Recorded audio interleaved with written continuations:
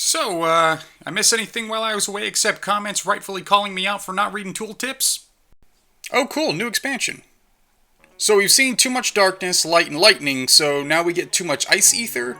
Is that the direction we're going with things now? Every new parallel dimension is just too much of an element getting out of control and we fix it? Is Earth Ether just going to turn the Shard into Mad Max? Oh, well, y'all know how I do by now. I'm not going to pay attention to the plot. I care much more about what new toys we get.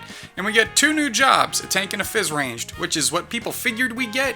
Yoshi P wore a shirt, now everyone is convinced the next job has dual shields. I hope not, that sounds really lame. The fizz ranged job doesn't have any hints that the internet agrees upon.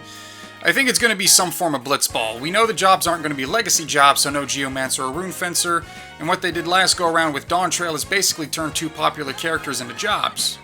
Final Fantasy X is popular, blitzball's a thing in that game.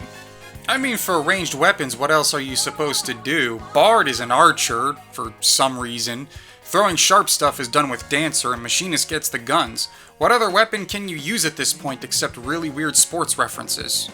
I'm very interested in this evolved combat system. I know they said it isn't simplified and dumbed down compared to normal, but it sure does look like it. I love that they're taking combos and turning them into one button repeating. I feel like I mentioned they should do that fairly recently in another video of mine. Beastmaster gets released in patch 7.56 if I heard correctly. At this point, you might as well just release it with Evercold. I think I'm like one of 10 people excited about it to begin with. This new weekly system instead of daily system sounds good. There are times I don't get to play for weeks at a time, so this is nice, especially as I can do stuff from a week ago and play catch-up. But yeah, Evercold. All I'm interested in is seeing what happens with the new battle modes and new jobs.